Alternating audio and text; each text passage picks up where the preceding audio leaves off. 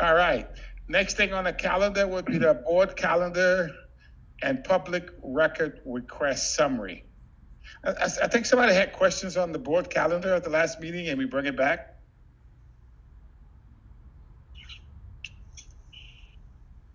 Not me. I think we've sent out some information prior to this board meeting that helped clarify that effort. Hopefully that will be sufficient. Okay. Any questions on the public requests summary? No. I'm good.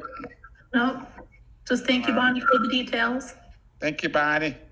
The two separate sections. Trying to find that section. What section was that?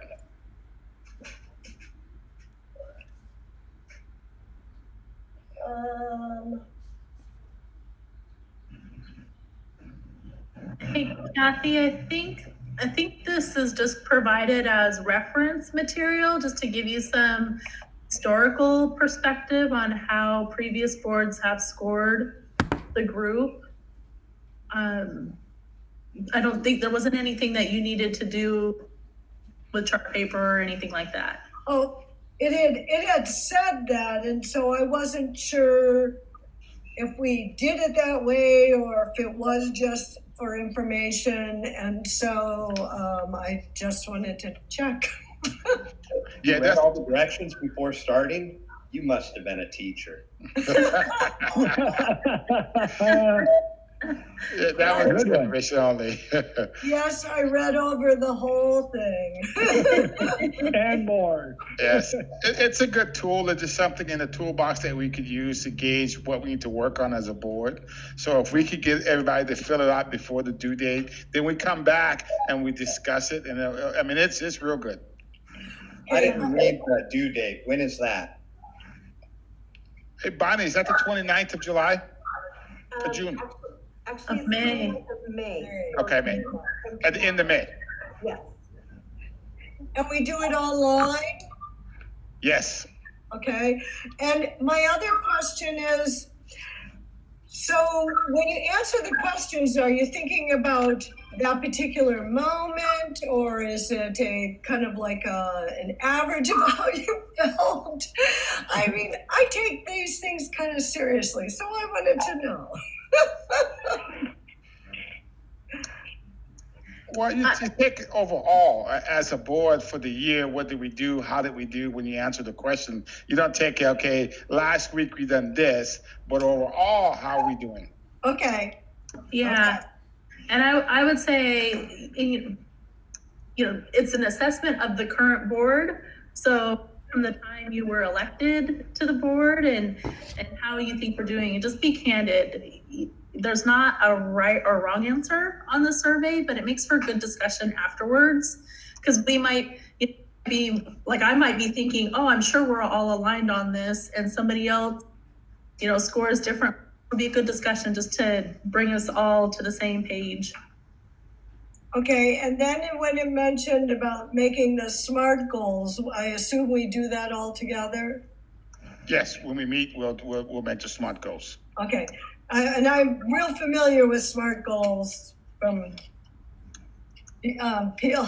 from professional learning community and being a SPED teacher, so I got that part.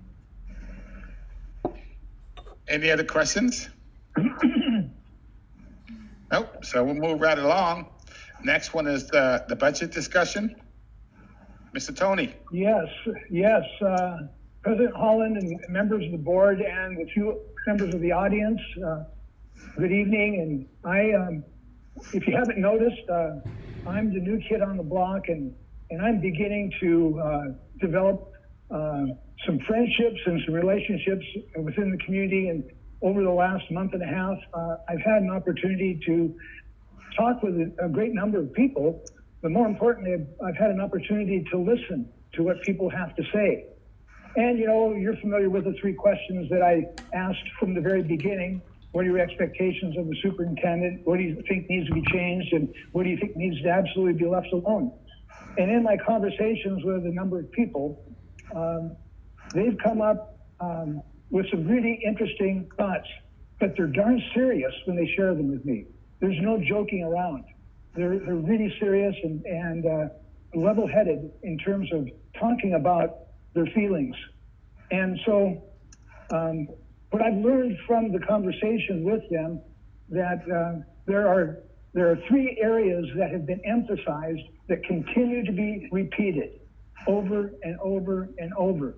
And it's accountability, collaboration, and transparency. Wanting more accountability, more collaboration, and more transparency. You see, the accountability, collaboration, transparency are words, but we can make that an acronym, and it would be ACT. And to act is something that a school district must do time and time and time again. And we must be honest in all of our matters, and all means all. So when we want to act, that means the stream of accountability, collaboration, and transparency is of primary importance to us. We need to be sure that we can deliver in each of these 3 areas. In the area of accountability, people have asked, are we getting our money's worth? In the area of collaboration, they say, we want to be involved, but we're being pushed out of the conversations before the decisions are made. We want to be involved. And under transparency, they ask, how can we become more involved, and can the district be more open about all district operations? And they ask, where are we really going as a district? So I have a sense that we need to do a better job in all 3, but it's not uncommon in many school districts and businesses and in industry and in politics, of course, that people are asking and talking about these 3 elements. So in this evening's discussions with the board, you're going to see what I understand is probably one of the first very open processes of engaging the board in a public meeting about the district's finances, the staffing model, the projected enrollment, spending patterns, expenditures, revenue, fixed costs, and very much more. What is good to know to our public who may be listening, and we will certainly let them know on our website, that the documents related to tonight's conversation about the budget are available to the public, and we will provide them as quickly as they ask for them. As you know, this is not the one and only meeting of talking about the board. We will fine-tune elements of the budget in preparation for the 2021 school year, but we have to wait for some major decisions that will be coming from the state. So there will be several follow-up meetings as the board analyzes our budget in preparation of going out and presenting this information to our community, parents, and staff. From time to time, you'll hear me reference that going out and presenting information to our public, to our staff, and to our other community members, I would refer to it as a budget roadshow, but it's nothing like a show. It is designed to educate people about the elements of our budget, and I think that people will be really surprised that we do so much with so little. And we want to be sure that we do our very best in presenting the information at a time when it's convenient to parents and staff in different areas of the district, kind of a K-12 look. The 2 members of the board are invited to attend any of these budget presentations. We welcome your participation. But there's also going to be a timeline that's going to be presented by Debbie tonight on the decision-making that will need to take place over the next couple of months. So I want to be sure that we ask all the questions that need to be asked. We will provide the information as requested by the board. And this is very serious business because money matters, budgets matter, programs matter, staffing matters, student programs matter, athletic programs matter, and much more.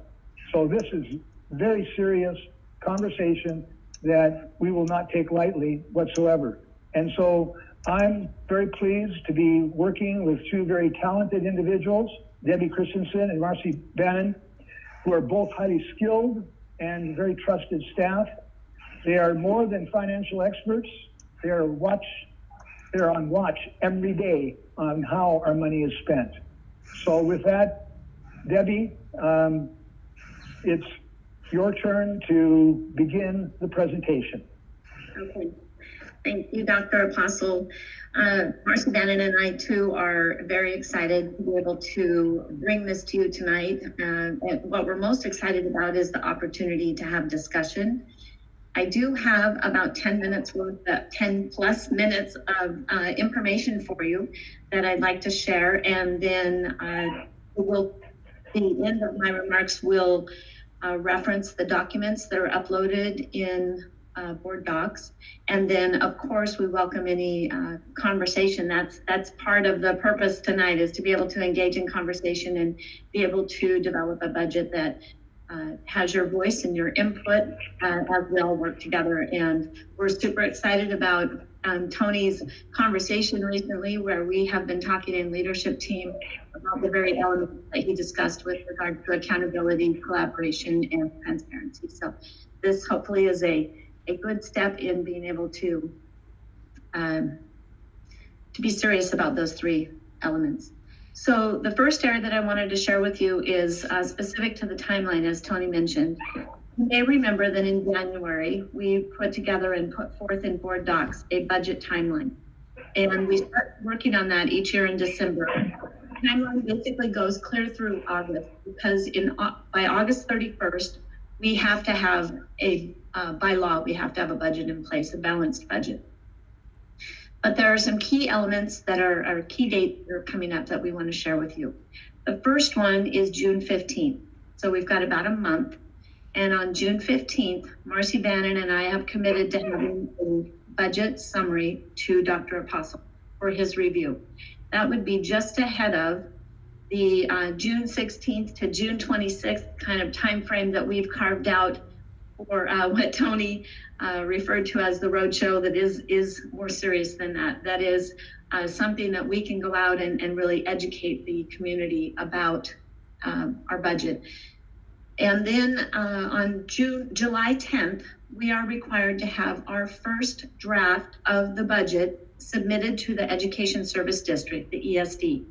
Now, I do want you to know you can still make changes. That is a draft budget, and we are required by that time to submit it, but it does not mean it's a done deal. And that would be inappropriate to do, because you would not have had the opportunity to fully review all elements and approve it by August. So after we submit it to the ESD, we plan to bring it to you on July 16th.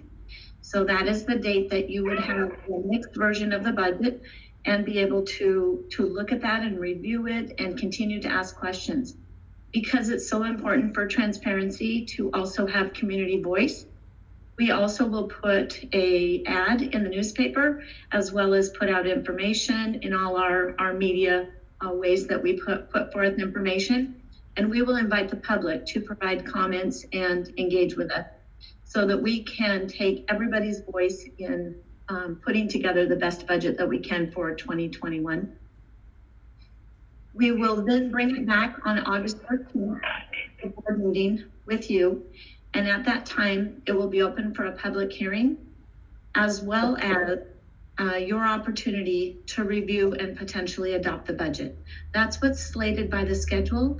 But what what we want you to know is that if questions arise, if you don't feel comfortable that night, the worst thing that can happen is that you'll be able to schedule another meeting, a special meeting.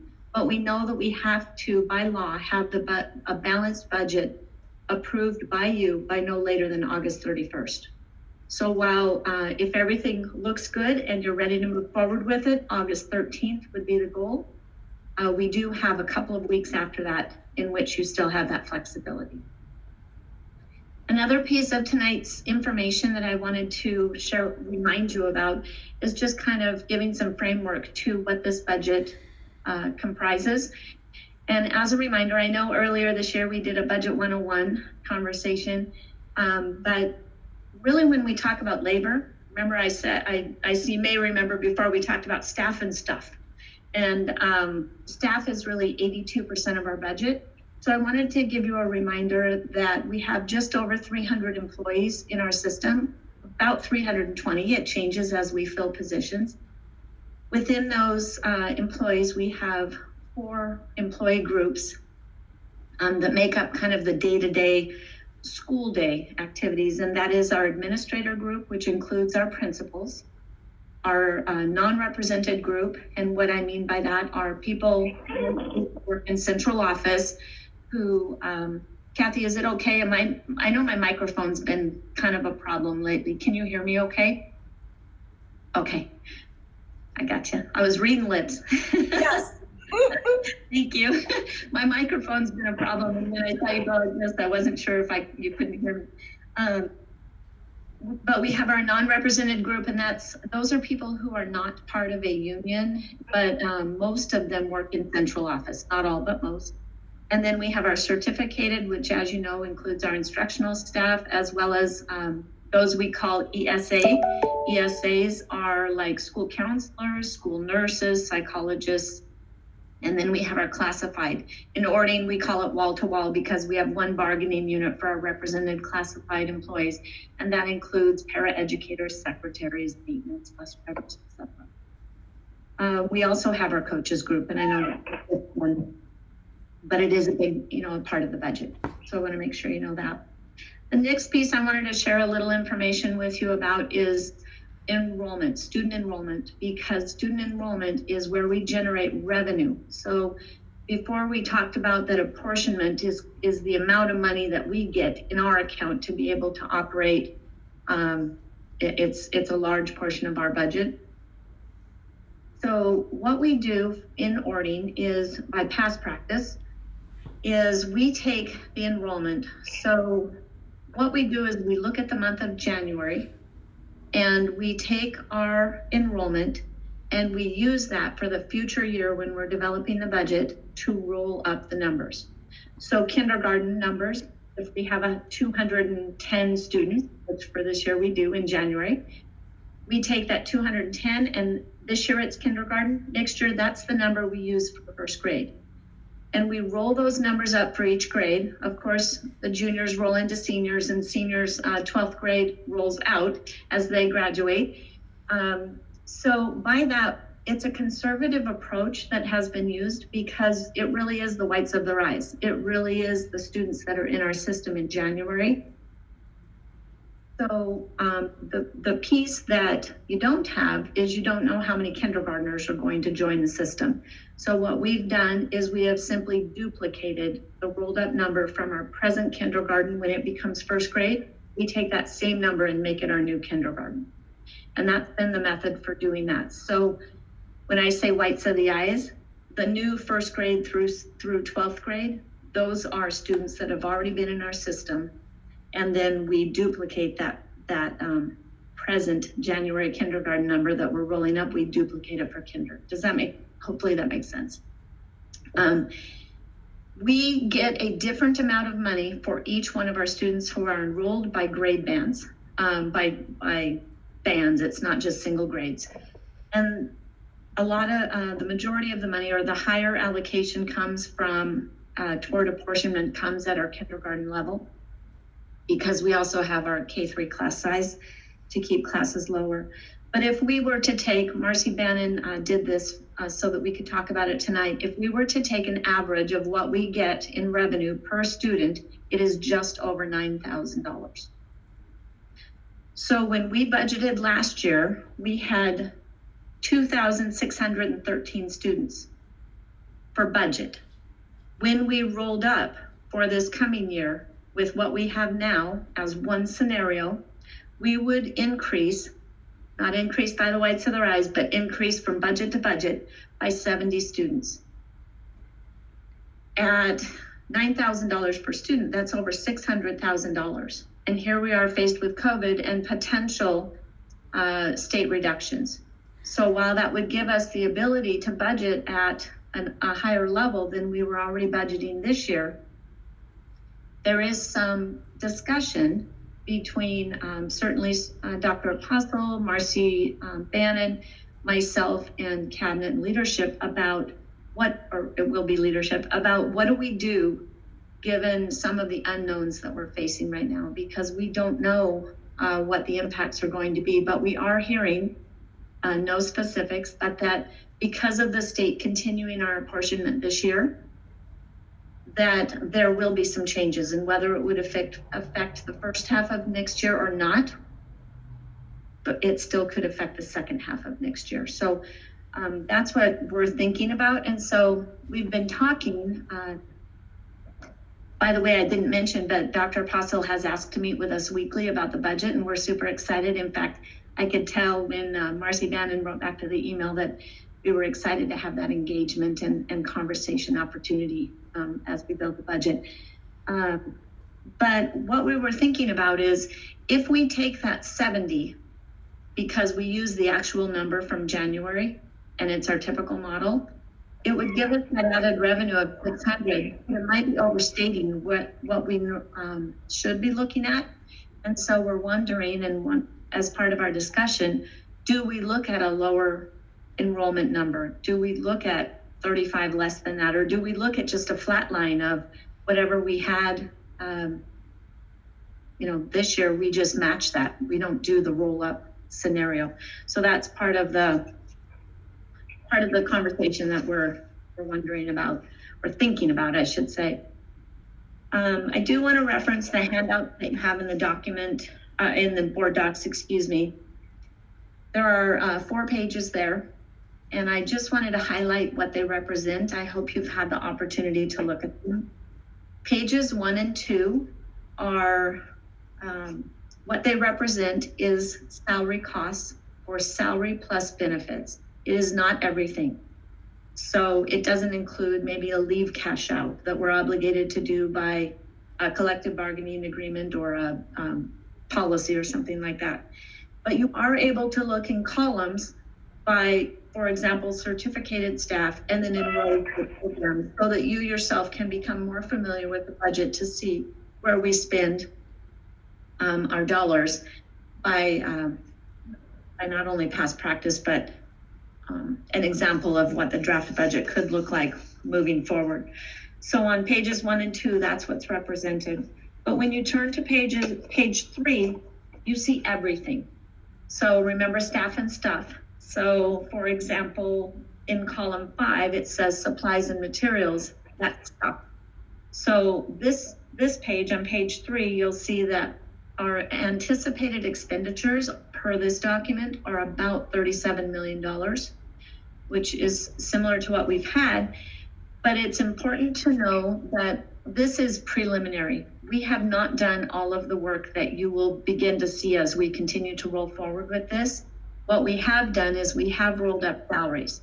So if we have pass through of 1.6% this year, which that is what it is, or we have collective bargaining agreements that require a different amount, we have embedded those in here, but we haven't yet done the roll up that we would need to be, for example, if our utilities go up or if our insurance goes up. So we haven't embedded all of those pieces. The other thing, and this is a critical piece, each year we go as a cabinet to talk to those who run schools and departments, and we ask them, what do you need? And we know that everything that they put forward, they're thoughtful about. It's a need. It's not a want in their eyes. It's something that will help move the needle and help kids succeed. And so we think that all of those items that they're asking for are worthy, but do we have enough money to fund them all? No. So that's where part of the rub comes in, because we know that they're being thoughtful about what they're asking for. But for example, we have over, or just shy of, I should say, $1.7 million in asks this year for staff and stuff to be able to continue to move our programs forward with our kids. But we have a finite amount of dollars. And so what it means is you're modifying and making different choices about what you can move forward with. So I wanted you to know that part, that this is a reflection of just an increase in salaries, but it hasn't yet incorporated any asks that we have. And then the fourth page that I wanted to share with you, we talked a lot in the last couple of months about levy, and we learned a lot about local dollars. And when you look at page 4, you can see that there are 5 or so categories that total nearly $1.5 million. Those items are paid for beyond the state apportionment. So those come out of local dollars. So when you look at food service and see that we pay $115,000 over and beyond above what the state gives us, that's because we're trying to run a solvent program where we can continue to operate in the manner that we have. Or transportation at the 215,000, which 200 of that is, it sounds like a bigger number, but in transparency, we put on there 200 of that is to transfer over for the vehicle fund so that we can continue to buy buses. And yet it's still 250,000 per year that we would categorically put over. So I wanted you to know that those pieces are there, and because those programs exist in the way that they do, I would anticipate that those would be ongoing needs for us to pay for out of our local dollars. Let's see, I just have a couple more quick things. Let's see, it's important to share with you that we do have carryover items. So Marcy Bannon, our business administrator, has done, in my opinion, a great job of considering what will we need? What do we need to plan for over time? So for example, the stadium's turf. So Marcy has already put aside, I believe, $600,000 to pay for that turf. But that was a choice that we made as a district to be able to put forth that money so that when the time comes to replace that turf, or we need to replace PTR's roof, which is on part of the carryovers, or we need to replace the deck at PTR, not where the 8-plex portable is, but the older portables, where they have that wooden deck that definitely needs replacing. We've been putting that money aside. And so I just want to share that with you because it's part of the conversation. Do we do that or don't we do that? And if we spend it, it's kind of a one-time spend, and we would potentially have those costs down the road. And the last piece is that we made a choice last year. And again, I just can't tell you how excited we are to be able to have this conversation rather than just presenting and telling you, because it's it's such a better collaborative way to be able to build a budget, because all of your voices matter to this process and we all have accountability toward it. But I can tell you that last year we made a choice following bargaining. Because of the costs associated with bargaining after McCleary, we decided to take $500,000 from our fund balance for 1920 and potentially again for 2021 and put it toward our expenditures because of how bargaining turned out. So I wanted you to know that that is a consideration in the budget as well, because we can decide what things we have to move around to make all the puzzle pieces work. But that currently is one of the puzzle pieces, is that we establish that as a potential area that we could make things balance. So with that, I'm happy to answer any questions. Marcy Bannon is also on the line as the resident expert in all things budget. And I know Dr. Apostle has some thoughts on it too. But really what we want to hear from you is based on this information, do you feel like we're heading in the right direction? Are there some things that we should do differently that aren't working for us? And so I would open it up to you and we'd love to hear your thoughts. Well, I appreciate the preparation for this and looking at the numbers in this way is new to us. And so I'm trying to make sure I'm understanding what I'm looking at. So I appreciate this.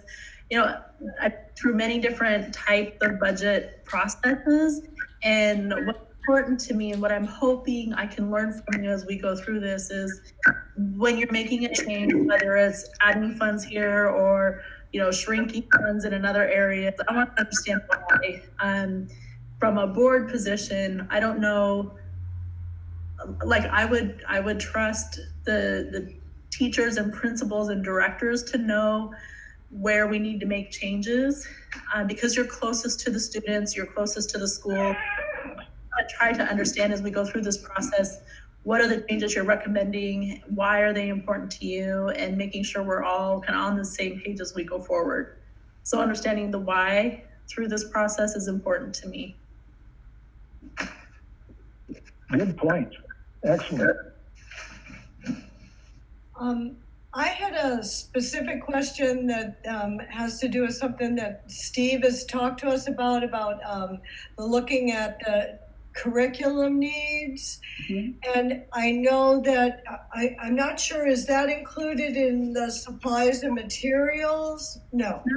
Not yet, but Dr. Madigan, it is part of the asks, and I can tell you that what we have on the asks list, I want to keep saying that properly, on the wish list, I'll call it that, then I won't make a mistake. On the wish list are 3 potential curriculum adoptions. They are estimated, and this is just an estimate, they're estimated to be at about $160,000 a piece. That would total $480,000 of, if you recall, I mentioned almost 1.7 million in asks. That's part of that. But Marcy Bannon has indicated that we have about $50,000 of capacity. So the amount that's on the wish list is about $430,000 because we subtracted the 50 that we already have capacity for. Okay, and the rest of the question is actually for Steve, because I know that there was a committee of people looking at different things, and I don't know if that was able to be finished because of the closures, or if that was like an unfinished project. I guess I should indicate the reason why I'm wondering is that we had talked about maybe having parents and other people be involved. And if we're talking about transparency and communication, if we weren't able to finish looking at curriculum as a process and a group, I was kind of concerned about that and wondered if perhaps we needed to wait till we could do it that way. That's my big wonder. So just a quick response to that. The Instructional Materials Committee that we formed this year that has representatives from community and teachers and whatnot, I will try to pull them together according to the schedule that we had built. We had built a schedule where we met once in the fall. And at that point, I outlined the 3 different areas that we were looking at. And so I'll keep that meeting, and hopefully we'll be able to do what we're doing now in terms of a meet, some kind of a virtual meeting, and where I'll be able to share with them that in fact all 3 of those processes were put on hold when school closed, and that our intent is to pick those up, God willing, and the creek don't rise, we get back to brick and mortar here in the fall, which we all are looking forward to, and we'll still be on a very good schedule. The way that we had built those adoptions would put us into next year, looking at adopting next year, but then not utilizing the material until the following year. We would still be on schedule for that. So I think we're in a pretty good spot. I did play with the idea and reach out to some teachers and whatnot on the middle school science committee and said, because I checked with the person that was working with us, could we do this virtually? Well, it could be done virtually, but the teachers were just saying, they're doing everything they can do to provide for their kids, and just try to do something like this on top of it. It just seemed like too much. So I assured them that we'd still be on schedule if we picked it up in the fall. I think that's great, and that is kind of what I was getting at, was that I know that the process is really important to the teachers, and I know community really wants to know what we're doing and what we're looking at. So I wanted to make sure that we were able to adhere to the process, and if it took us a little bit longer, but we were able to adhere to it, then I liked that. So thank you.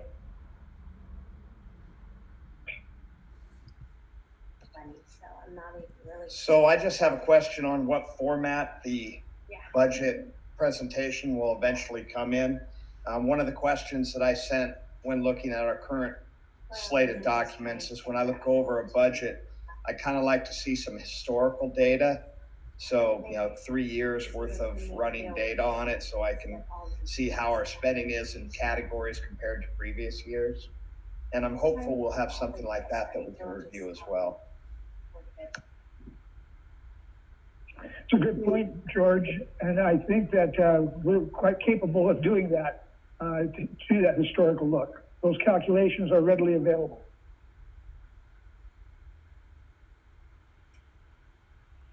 I just wanted to kind of just an observation for myself that when I first received the draft budget to look at and review, I kind of looked at it and was able to say, okay, some of this makes sense, but a lot of it didn't. And Debbie, I just have to say that in your presentation, my pieces actually came together quite nicely.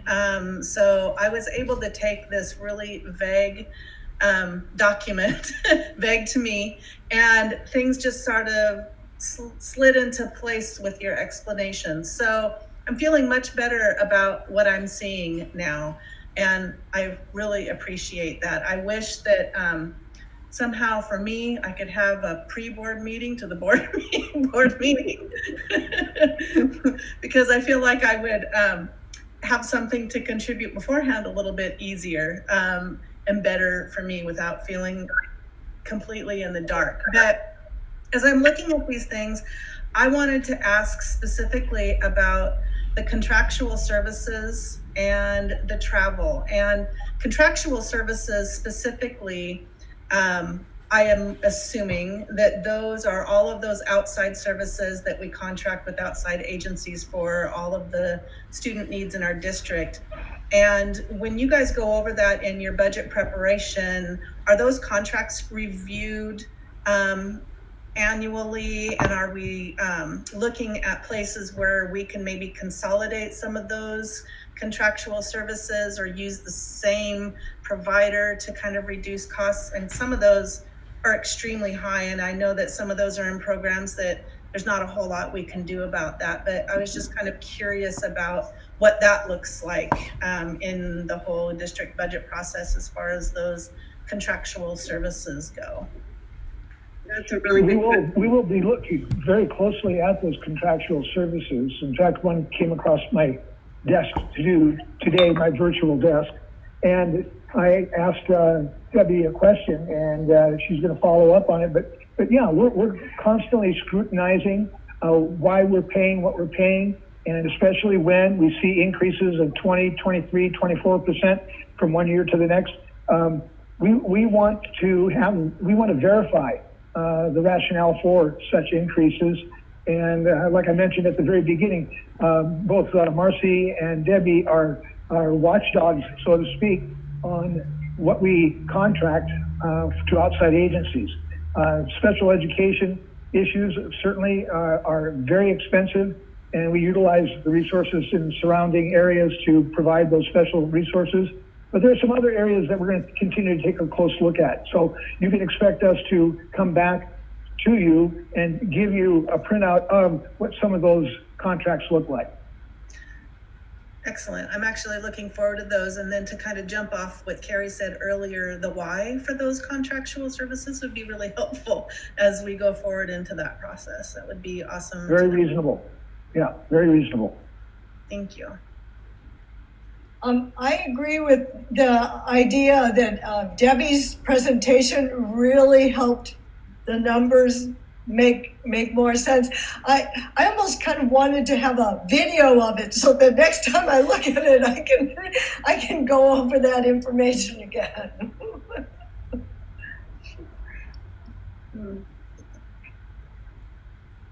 Kathy, over the next several meetings, after the next several meetings, Kathy, you're going to be an expert.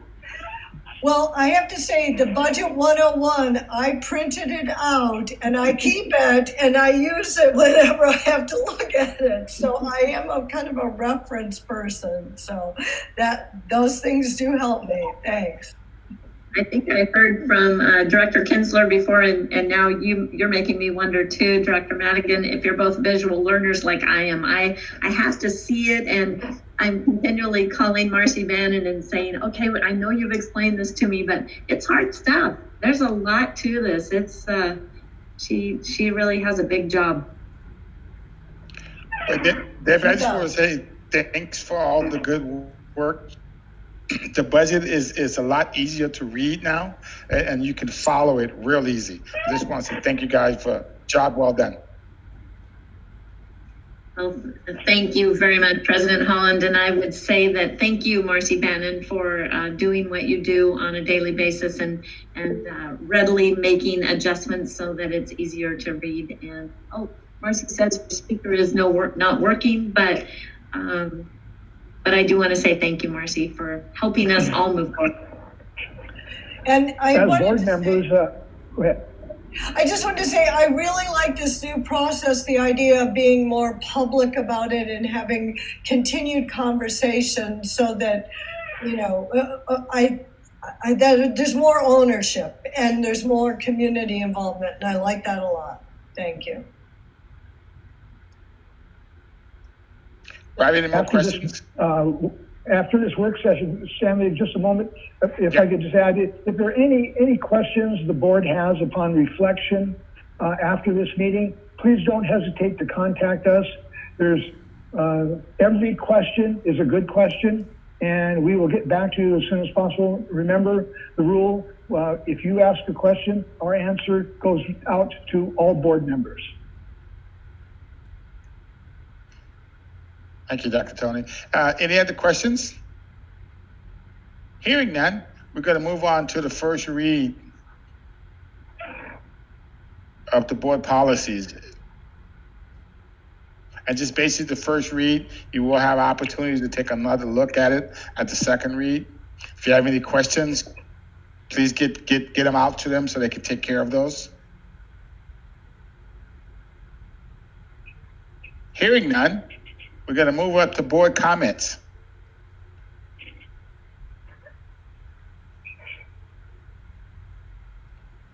Any comments from the board? Nope. Hey, Tara, could you give us a quick synopsis of the thank you letter that's going out? Yeah, I'm happy to. So as you know, tomorrow our election results will be validated at 10 a.m. And shortly after that, we will be celebrating, and that celebration will be led by your voices. So we will, I worked with Melissa and Carrie on a letter. I sent that to all of you to review. We'll email that to everyone in our, basically all of our families that we normally would email. So they'll receive that. We will share the letter on social media on our website. And I've also created a digital story through Adobe Spark where the top is reminiscent of the Your Levy at Work campaign. It says, "Thank you, voters." And then you'll scroll down and you'll see the same letter. And then you'll scroll down and there's a photo of each one of you with a quote thanking the community from you personally. So, and then we end that digital story with a little surprise. I won't tell you what it is. You'll just have to click on the link tomorrow when we post it. But I promise you'll love it. So where is the link? So the link is nowhere right now. It exists but I did actually email, I believe, all of you the link, and I'm happy to do that again after the board meeting so that you can take a look at it, and then you'll have a little preview of the surprise.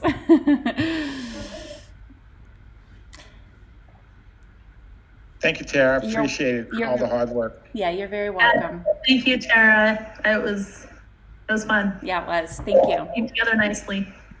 Yeah, great job, Tara. Thank you. Any other? Go ahead. Oh, I just want to say, I've talked to some of the people that really helped us a lot with the levy, like Lovey and some other people that have been really involved. And I was really happy to hear how positive everybody felt about everybody being involved. I mean, it was really great because they were all saying that they really felt like they were part of the community and that we were all part of the community. So it wasn't just the levy itself, it was also the way people felt. It was great to hear. Mhm.